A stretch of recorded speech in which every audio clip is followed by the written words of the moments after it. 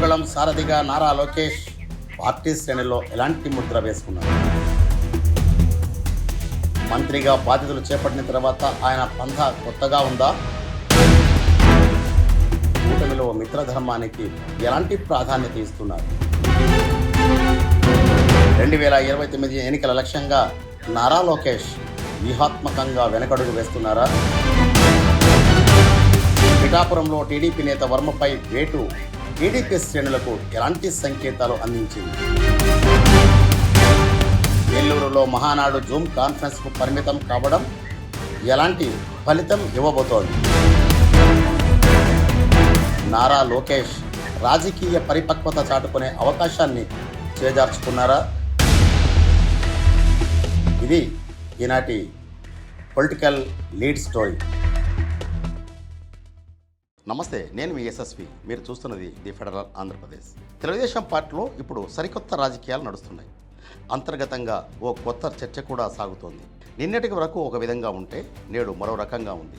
నిన్న మొన్న అనేది ఒక 2 ఏళ్ల వ్యవధిలోనే వచ్చిన ఒక మార్పుగా చెప్పవచ్చు.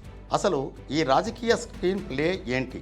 టీడీపీ కూటమిలోని భాగస్వామ్య పక్షాల్లో బీజేపీ జనసేన మధ్య సామరస్యం కోసం, సమన్వయం సాధించడం కోసం టీడీపీ జాతీయ గౌరవ అధ్యక్షుడు మంత్రి నారా లోకేష్ అంతగా ఎందుకు ఆతృత పడుతున్నారు? ఇప్పటి వరకు క్షేత్రస్థాయిలో 1-to-1 సమావేశాలనే కేవలం టైంపాస్ ముచ్చట్లుగా అభివర్ణించిన కొంతమంది సీనియర్ నాయకులు లోగుట్టుగా అనేక వ్యాఖ్యానాలు, చర్చలు సాగించారు. వాటన్నిటినీ ప్రస్తుతం కొట్టిపారేస్తున్న ఆ నాయకులందరూ ఇప్పుడు అకస్మాత్తుగా సీనియర్ నాయకులందరూ లోకేష్ మాటలను ఎందుకు అంత శ్రద్ధగా వింటున్నారు? టీడీపీ అగ్రనాయకత్వంలో వచ్చిన ఆకస్మిక మార్పు వెనక అసలు రహస్యం ఏమిటి? ఈరోజు స్పెషల్ స్టోరీలో ఆ వివరాలేంటో ఒకసారి పరిశీలిద్దాం.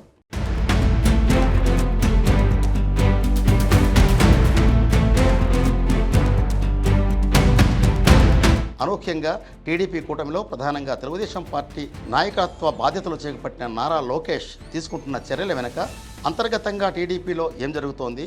కూటమి భాగస్వామ్యాల పక్షాన ఈ చర్చలు ఎలా నడుస్తున్నాయి? వీరి మధ్య సమన్వయం లోపించిందా? క్షేత్రస్థాయిలో ఏం జరుగుతుందనే విషయాలను ఒకసారి గ్రౌండ్ రిపోర్ట్లో, ఈ స్పెషల్ రిపోర్ట్లో మనం పరిశీలించే ప్రయత్నం చేద్దాం. 2029లో జరిగే ఎన్నికలు టీడీపీకి అత్యంత కీలకమైనవి. క్షేత్రస్థాయిలో చూస్తే టీడీపీ శ్రేణుల్లో నాయకుల మధ్య గ్యాప్ ఉన్నట్లు గుసగుసలు వినిపిస్తున్నాయి. కూటమిలోని జనసేన పార్టీ నేతలతో కూడా పొసగడం లేదు. ఈ పరిస్థితి Janasena chief deputy CM Pawan Kalyan ప్రాతినిధ్యం వహిస్తున్న పిఠాపురంలో రచ్చరచ్చ జరిగింది. చివరాఖరికి ముఖ్యమంత్రి నారా చంద్రబాబు సీరియస్ స్టెప్ తీసుకున్నారు. దీంతో పిఠాపురం టీడీపీ ఇన్ఛార్జి వర్మను నియోజకవర్గ ఇన్ఛార్జి బాధ్యతల నుంచి తప్పించక తప్పలేదు. అంటే తెలుగుదేశం పార్టీ అనేది ఒక క్రమశిక్షణ పార్టీ. 4 దశాబ్దాలకు పైగా చరిత్ర ఉన్న పార్టీలో ప్రతి కార్యకర్త, నాయకుడు పార్టీ ఆదేశాలను పాటించడంతో పాటు వాటిని క్రమశిక్షణ విధంగా అనుసరించాలనేది ముఖ్యమంత్రి నారా చంద్రబాబు చెబుతున్నమాట. అంటే పిఠాపురంలో చోటు చేసుకున్న రాజకీయ పరిణామాల నేపథ్యంలో టీడీపీలో కీలక భాగస్వామిగా ఉన్న జనసేన పార్టీ మధ్య అంతరం ఏర్పడకుండా, ఘర్షణలకు తావు లేకుండా ఒక కఠినమైన చర్య తీసుకోవడం ద్వారా పార్టీ నాయకులకు ఒక బలమైన సంకేతం ఇచ్చినట్టు భావిస్తున్నారు. దీనికి యువ నాయకుడిగా, రాష్ట్ర మంత్రిగా, తెలుగుదేశం పార్టీ గౌరవాధ్యక్షుడిగా ఎంపికైన నారా లోకేష్ కూడా ఆ నిర్ణయానికి ఆమోదముద్ర వేసినట్లు తెలుస్తుంది. అంటే మొత్తానికి టీడీపీ కూటమిలో ఎలాంటి చీలికలు కానీ లేదంటే ప్రకంపనలు వచ్చినా సహించము అనేది పిఠాపురం ద్వారా, అంటే అక్కడి నియోజకవర్గ ఇన్ఛార్జి వర్మపై చర్యలు తీసుకోవడం ద్వారా బలమైన సంకేతాలు ఇచ్చినట్లు ఇక్కడ మనకు కనిపిస్తుంది. ఈ అంశాలపైన sports authority of Andhra Pradesh chairman Ravi Naidu అనేక విషయాలు ఫెడరల్ ఆంధ్రప్రదేశ్ ప్రతినిధితో పంచుకున్నారు.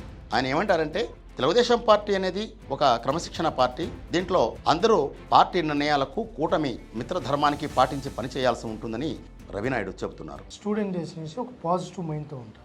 ఏదో నా తండ్రి ముఖ్యమంత్రి, మా తాత ముఖ్యమంత్రి అనే ఆలోచన ఎప్పుడు లోకేష్ గారిలో లేదు. నేను కష్టపడితే ఈ పార్టీలో నాకు స్థానం ఉంటుంది. నేను కష్టపడితే నాతో పాటు అందరినీ పనిచేయనిస్తే ఈ పార్టీ మరింత బలోపేతం అవుతున్న ఆలోచనతో ముందుకెళ్లే వ్యక్తి నారా లోకేష్ గారు. గెలుపోటములు తట్టుకునే శక్తి లోకేష్ గారికి ఉంది.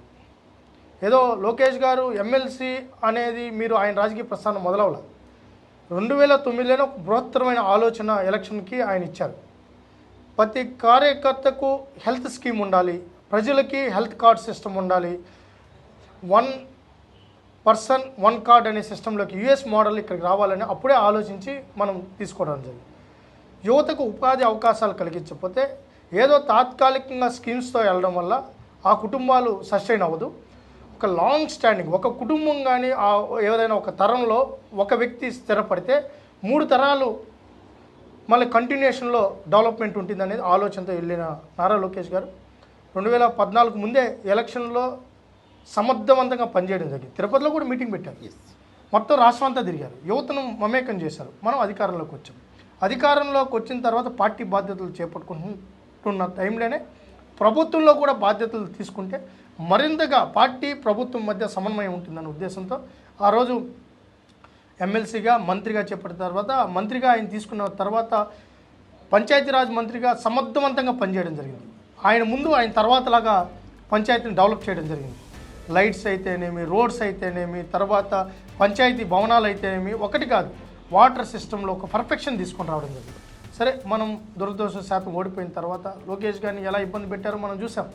వాస్తవానికి రాష్ట్రంలో క్షేత్రస్థాయిలో ఒకసారి మనం పరిశీలిస్తే పరిస్థితులు తెలుగుదేశం పార్టీ కార్యకర్తలు నాయకుల మధ్య తీవ్ర అంతరం ఉన్నట్లు కూడా మనకు అనేక సంఘటనలు చెబుతున్నాయి.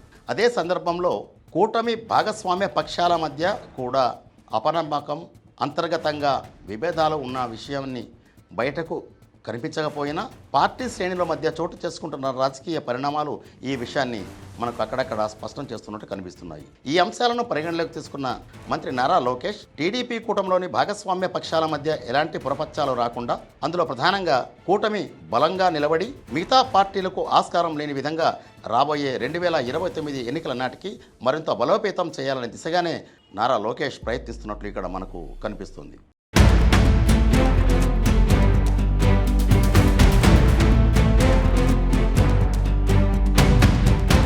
ఇప్పుడున్న పరిస్థితుల్లో ఒంటరిగా వెళ్తే మునిగిపోతామనే భయమా, లేక వ్యూహాత్మక అడుగులో తెలియదు. కానీ నారా లోకేష్ జిల్లాల పర్యటనలో క్షేత్రస్థాయి వాస్తవాలను గమనించి నడుచుకోవాలని లీడర్లకు గట్టిగా క్లాస్ పీకుతున్నారు. అవసరమైతే కూటమి ధర్మం కోసం ఒక అడుగు వెనక్కి వేయడానికైనా సిద్ధంగా ఉండాలని, పొత్తులో ఉన్న పార్టీలతో ఎలాంటి విభేదాలను సహించేది లేదని కూడా ఆయన ముఖాముఖి సమావేశాల్లో నేతలకు స్పష్టం చేస్తున్నట్టు కనిపిస్తోంది. అంటే ఈ సూచనలను, ఆదేశాలను సరైన పద్ధతిలో పాటించిన స్థితిలోనే పిఠాపురంలో చర్యలు తీసుకోవడం ద్వారా మిగతా ప్రాంతాల్లో కూడా కూటమిలోని భాగస్వామ్య పక్షాలతో సమన్వయంతో వ్యవహరించుకుంటే చర్యలు తప్పవు, భవిష్యత్తులో దృష్టిలో ఉంచుకొని కఠిన నిర్ణయాలు తీసుకుంటామని బలంగా సంకేతం ఇచ్చినట్లే భావిస్తున్నారు. అసలు నారా లోకేష్ ఈ స్థాయికి రావడానికి ఆయన వేసిన అడుగులు కానీ, ప్రస్థానం కానీ, అందులో ప్రధానంగా యువగళం పాదయాత్ర అనేది కీలక మలుపు తిప్పిందనేది రాజకీయ విశ్లేషకుల భావన. నిజానికి యువగళం పాదయాత్ర తర్వాత లోకేష్ బాడీ లాంగ్వేజెస్లో, ఆలోచన విధానంలో స్పష్టమైన మార్పు కనిపించింది. ఒకప్పుడు లోకేష్ను లైట్గా తీసుకున్న పార్టీ సీనియర్ నేతలు ఇప్పుడు ఆయనకు నీరాజలు పడుతున్నారు. గతంలో లోకేష్ వాయిస్ను పెద్దగా పట్టించుకొని హేమాహేమీలు కూడా ఇప్పుడు ఆయన చెప్పే ప్రతి మాటను నోట్ చేసుకుంటున్నారంటే తెలుగుదేశం పార్టీలో నారా లోకేష్ పాత్ర ఎంతటి కీలకంగా మారిందనేది ఇక్కడ మనకు కనిపిస్తుంది. అదే సందర్భంలో శాప్ చైర్మన్ రవినాయుడు కూడా ఒక మాట చెప్పారు. పార్టీ అనేది ప్రజల కోసం పనిచేస్తుంది, ప్రభుత్వం వచ్చింది కూడా ప్రజలకు సేవ చేయడానికి. 15 ఏళ్ల పాటు కూటమి బలంగా ఉంటుంది. రాష్ట్రంలో తెలుగుదేశం పార్టీ కూటమిలో భాగస్వామ్యంలో బీజేపీ, జనసేనతోనే కలిసి ముందుకు వెళ్తామని రవినాయుడు చెబుతున్నారు. ఓడిపోయినామని చింతించాల, ఎందుకు ఓడిపోయినామని ఎప్పుడు ఆలోచించేవారు, ఎక్కడ తప్పు జరిగింది, ఏం ప్రజలకు మనం ఎక్కడ మిస్ అయ్యామనేది. దాని తర్వాత కోఆర్డినేషన్ చేయడం. ఆ రోజు ఉన్మాద చర్యలకు, జగన్మోహన్ రెడ్డి అరాచక పాలనకు ఎదురెడ్డి ప్రజలు ఇబ్బంది పడుతున్నారు, కార్యకర్తలు ఇబ్బంది పడుతున్నారు. వాళ్ళందరూ కూడా లోకేష్ గారు దృష్టికి వచ్చినప్పుడు యువత పక్షాన్ని నేను నిలబడాలి, ప్రజల పక్షాన్ని నిలబడాలని, అధికారం కోసం కాదు ఆ పాదయాత్ర, ప్రజల పక్షాన్ని చేసిన పాదయాత్ర. జీవో నెంబర్ 1 తీసుకొని వచ్చారు, ఇబ్బంది పెట్టారు. ఆయన అడిగే ఏనీ గుర్దన్నారు, ఆయన్ని మైక్ లాక్కున్నారు, స్టూల్ లాక్కున్నారు. ఈ ప్రస్థానంలో ఆయన ఇది పార్టీకి కానీ సొసైటీకి కానీ ఒక ఇండికేషన్ ఇచ్చారు. అయితే ఇప్పుడు ప్రస్తుతం ఉండే రాజకీయ పరిస్థితుల్లో కూటమి పార్టీల మధ్య సమన్వయం సాధించడంలో అంటే ఎక్కడెక్కడ ఫ్లక్చుయేషన్స్ వస్తున్నాయి. ఫర్ ఎగ్జాంపుల్ పిఠాపురంలో జరిగిన వ్యవహారం మనం చూసాము. అంటే చంద్రబాబు నాయుడు అయినా కానీ తెలుగుదేశం పార్టీ అయినా కానీ ఒక డిసిప్లినరీ యాక్షన్ తీసుకోవడంలో అంటే కార్యకర్తలు పెట్టడం అనేది బాబు గారు మొదటి నుంచి కూడా అదే పందాలో ఉన్నారు. ఇప్పుడు ఆ తర్వాత ఎటువంటి ఇండికేషన్ పార్టీకి పోయింది, భాగస్వామ్య పక్షాల మధ్య సమన్వయం సాధించడానికి ఒక యూత్ ఐకాన్గా నారా లోకేష్ గారి విజన్ ఎట్లా ఉంది సార్? అధికారం కోసం ఏర్పడింది కాదు కూటమి, ప్రజల కోసం ప్రజాస్వామ్య పరిరక్షణ కోసం ఏర్పడింది కూటమి. ఒక పక్క పవన్ కళ్యాణ్ గారు మంచి ఆలోచన కలిగిన వ్యక్తి, చంద్రబాబు నాయుడు గారు విజనరీ, లోకేష్ గారు మంచి డైనమిక్ పర్సన్. ఈరోజు బీజేపీతో కూడా కలిసి ఉన్నాం. కేంద్ర రాష్ట్ర ప్రభుత్వాలు సమన్వయం అవసరం. మన రాష్ట్రం ఆర్థికంగా ఇబ్బందులు ఉంది. డబుల్ ఇంజిన్ సర్కార్ ఈ రాష్ట్రానికి ముఖ్యం. అలాంటి సర్కార్ రావాలనే ఉద్దేశంతో ఏర్పడిన కూటమి. అయితే పవన్ కళ్యాణ్ గారిని ఎప్పుడు సొంత అన్న కంటే ఎక్కువగా, ఎందుకంటే కష్టకాలంలో పవన్ కళ్యాణ్ గారు నిలబడ్డారు, అది ఎప్పుడు మర్చిపోం. లోకేష్ గారు మర్చిపోరు. ఏ సందర్భం వచ్చినా పవన్ కళ్యాణ్ గారి గురించి అన్నగా ఎలా ఉంచాలో మొదటి ప్రాధాన్యత పవన్ కళ్యాణ్ గారికి. రెండోది, ఒక కుటుంబం ఉంటుంది, నలుగురే ఉంటాం, ఇద్దరే ఉంటాం, తండ్రి కొడుకు, లేకపోతే అన్న చెల్లి, అక్క తమ్ముడు, ఎక్కడ లేదండి. చిన్న చిన్న పొరపక్షాలు ఉంటాయి. అది మా కుటుంబం ఇన్నర్గా. ఇది శాశ్వతమైన కూటమి. ఇది 15 ఏళ్ళు ఉంటుంది ఈ కూటమి, ఇబ్బంది ఏం లేదు. అయితే పిఠాపురం అన్నారు, పిఠాపురంలో చిన్న డిస్టెన్స్, దాన్ని వర్మ గారా లేకపోతే ఇంకోటి అయితే ఒక్కొక్కటి వస్తుంటాయి, దానికి వెంటనే చర్యలు కూడా చేపడ్డాం. అంతిమంగా ఇక్కడ ఒకటి అధినాయకుల సమన్వయం స్పష్టత ఉంది, కార్యకర్తల ఆలోచన స్పష్టత ఉంది. వీటన్నింటిని సమన్వయపరచడానికి లోకేష్ గారు సమర్థవంతంగా ముందుకెళ్తున్నారు. ఎక్కడ కూడా ఇన్ఫ్లుయెన్స్ లేదు. ఇది సమర్థవంతమైన కూటమి, ఏదో అందరిలాగా ఏర్పడిన కూటమి కాదు. అధికారం కోసం ఏర్పడిన కూటమి అయితే కొట్టుకుంటాం.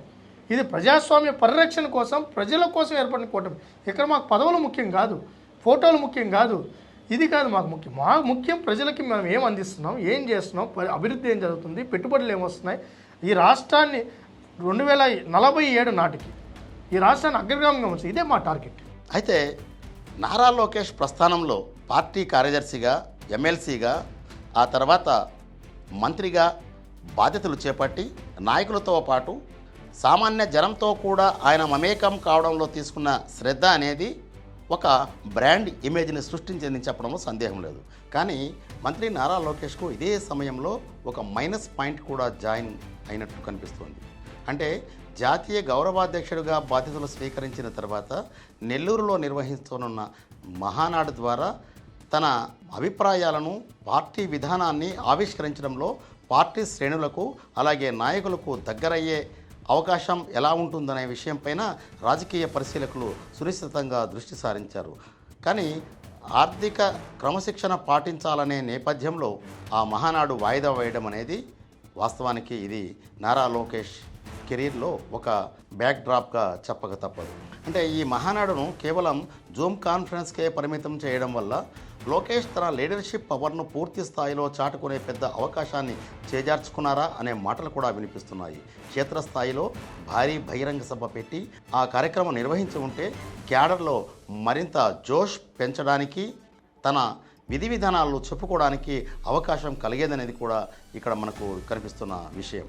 ఏది ఏమైనా తగ్గేది లేదు అన్నట్లు వ్యవహరించే టీడీపీ అణుకో ప్రదర్శించడం, ఒక స్టెప్ కిందికి దిగడం అనేది ప్రస్తుతం రాజకీయంగా ఒక చర్చకు ఆస్కారం కల్పించిన సందర్భం. తాజా రాజకీయ పరిణామాల నేపథ్యంలో ప్రధానంగా టీడీపీ కూటమిలో కనిపించే ఒక విషయంగా మనం ఇక్కడ చెప్పుకోవచ్చు. మరి నారా లోకేష్ ప్రదర్శిస్తున్న తీరు ఆయన పరిపక్వతను చాటుకునేందుకు, అలాగే కూటమిని కాపాడుకునేందుకు, కూటమి ధర్మాన్ని కాపాడి మిత్రత్వాన్ని మరో 15 ఏళ్ళు కొనసాగించాలనే లక్ష్యంగా అనేక సందర్భాల్లో ముఖ్యమంత్రి నారా చంద్రబాబు కావచ్చు, అంతకంటే ముందు ప్రధానంగా జనసేన చీఫ్ పవన్ కళ్యాణ్ చెప్పిన మాటలు ఏ మేరకు సార్థకమవుతాయి, ఆ దిశగా నారా లోకేష్ చేసే ప్రయత్నాలు ఫలిస్తాయనేది కూడా ఇక్కడ మనకు ప్రధాన చర్చనీయాంశంగా మారింది.